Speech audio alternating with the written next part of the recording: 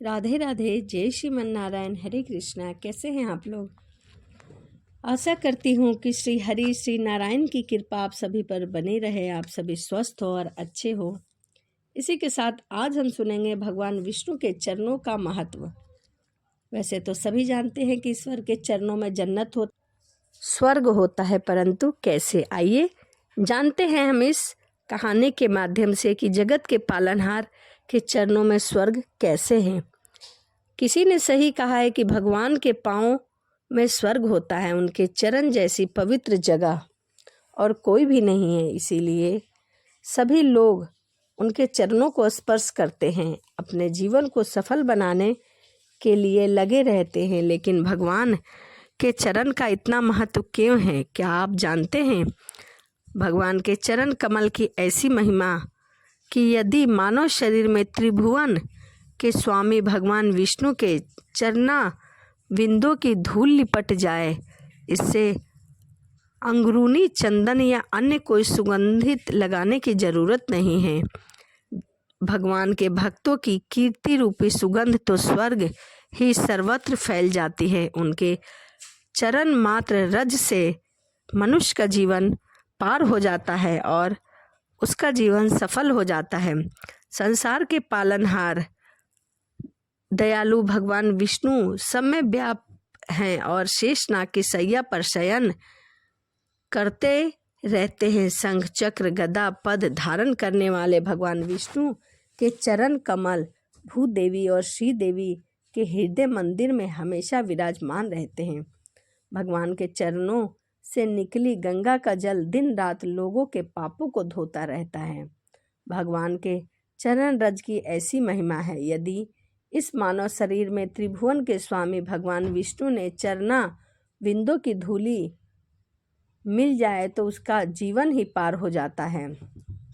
भगवान के भक्तों की कीर्ति रूपी सुगंध से वह सर्वत्र फैल जाता है। वह मनुष्य नित्य निरंतर उनके चरण कमलों की दिव्य गंध का सेवन करता है।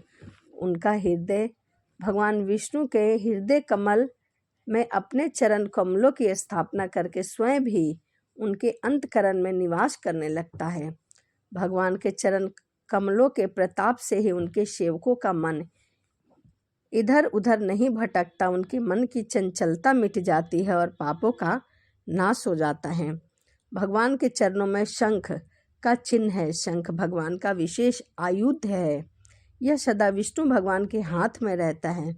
शंख विजय का प्रतीक है। जिस प्रकार मनुष्य के हृदय में भगवान के चरण रहते हैं, वह सब पर विजय हो जाता है। उसके सारे कष्ट दूर हो जाते हैं, उसके सारे विरोधी भाव शंख ध्वनि से नष्ट हो जाते हैं।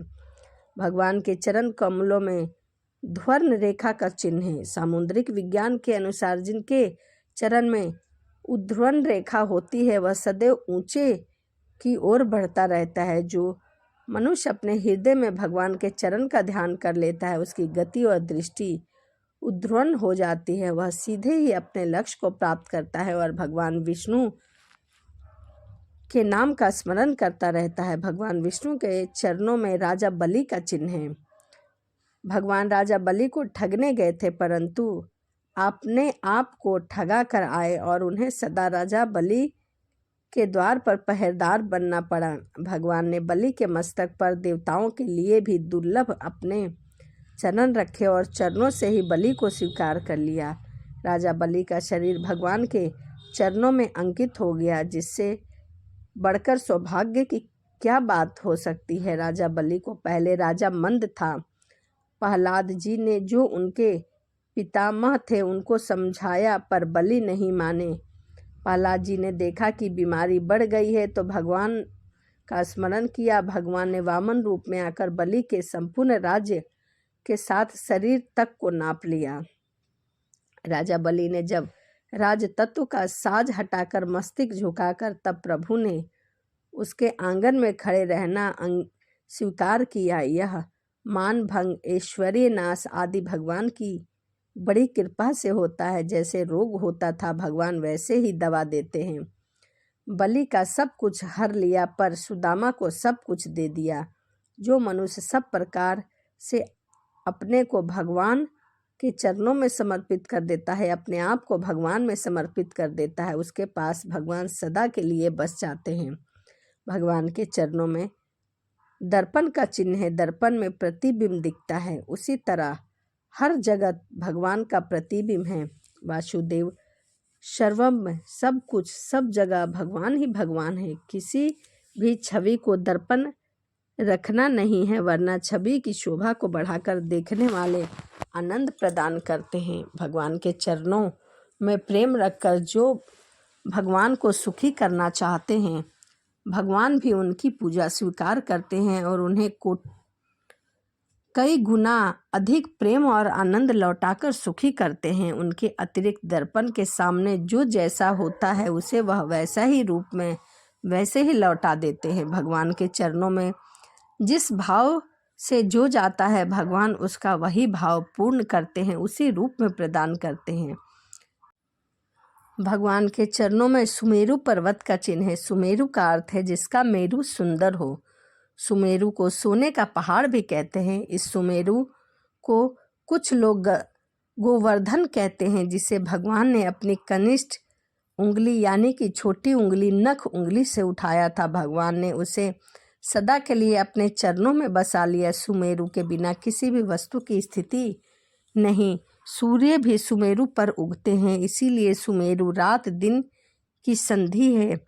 जप माला में भी सुमेरु होता है। सुमेरु माला को व्यवस्था में रखने वाला केंद्र है। स्वर्णमय सुमेरु के अंदर अनंत धन राशि छिपी है, जिसे भगवान ने चरणों में प्राप्त किया है, उसे संसार का सबसे बड़ा धन प्राप्त हो जाता है। उसकी जीवन माला व्यवस्थित हो जाती है। यह जीवन मृत्यु की संधि को समझा जाता है। सुमेरु पर्वत अपने आप में बहुत महत्वता रखता है। भगवान के चरणों में घंटिका का चिन्ह भी है। यह भगवान की विशेष प्रिय वस्तु है। पूजा में यह अत्यंत आवश्यक है। भगवान की करधनी में छोटी छोटी घंटी लगी रहती है, नुपुर के साथ यह भी बजती है। इसका तांत्रिक अर्थ भी है। अनहद नाद में 10 प्रकार के स्वर होते हैं। इसमें तीसरा स्वर घंटिका का होता है। घंटी क्लिक क्लिक क्लिक का उच्चारण करती है। यह श्री कृष्ण का महाबीज और प्रेम बीज मंत्र है। यह बीज घंटिका के रूप में आया है, इसीलिए पूजा का प्रधान उपकरण है। इसीलिए भगवान के चरणों में इसे स्थान दिया गया है। भगवान की पूजा करते समय या फिर उन्हें भोग लगाने समय घंटिका का बजाना बहुत जरूरी माना गया है। भगवान के चरणों में वीणा का चिन्ह है।